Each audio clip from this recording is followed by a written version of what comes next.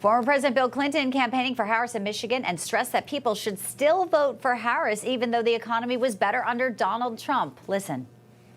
I don't think it's right to say that people have to vote for Donald Trump because the economy was better there. Joining me now, senior fellow at the American Conservative Union, also the host of CPAC Now, America Uncanceled, and a former White House strategic senior advisor, Mercedes Schlapp. Good to see you. I mean, Bubba's back at it.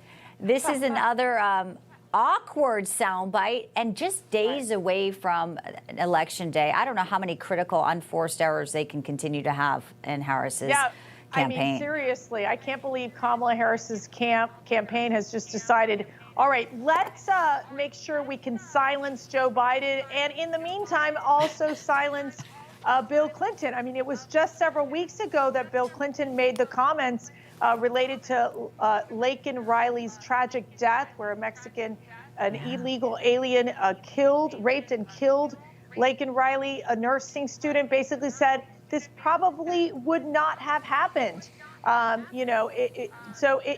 This is the problem that we're seeing, is like he literally puts his foot in his mouth again, creating more of what I say is a messaging problem for Kamala Harris.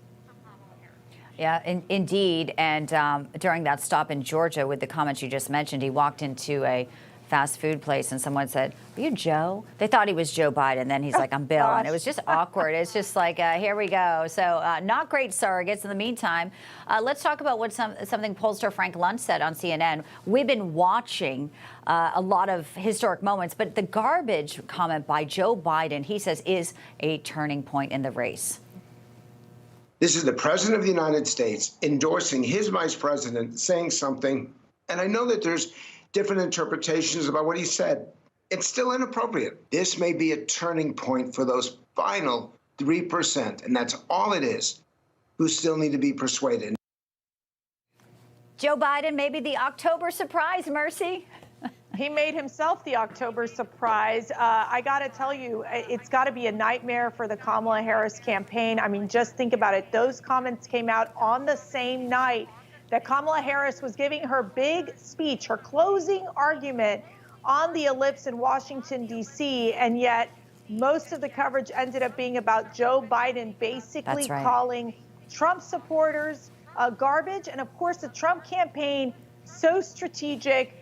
I mean, being able to find a garbage truck, put the president in an orange vest, and then it goes viral on social media. I mean, that's everything everybody's talking about. It is, just like it was McDonald's. So we'll see in the next few days when he's in Albuquerque and Nevada if there's something else. And also you mentioned her closing argument speech, with even some within the Democratic Party had said this isn't working, this attacking Donald Trump. She still went ahead and did it. And then ABC News actually campaigned where she was campaigning in Pennsylvania, asked her why is she continuously insulting Trump but saying she's bringing people together. Here was that question, her answer.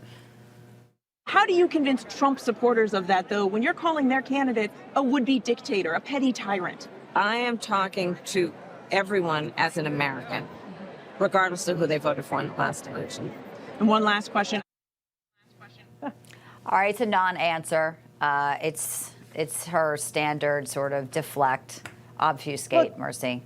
I got to tell you, Kamala, the problem with Kamala is that she does not have a vision for America, right? It's going to be more of the same of Joe Biden. So she hasn't really been able to separate herself from the Joe Biden policies, because guess what?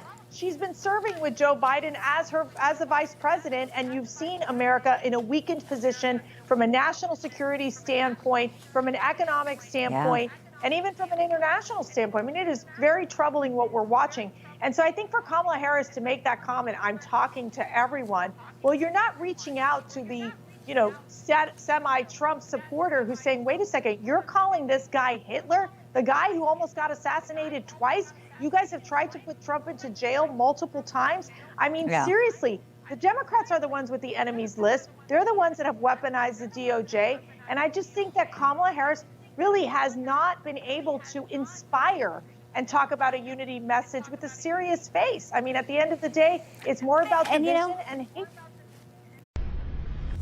Information. truth is freedom. Is Newsmax. It's real news for real people.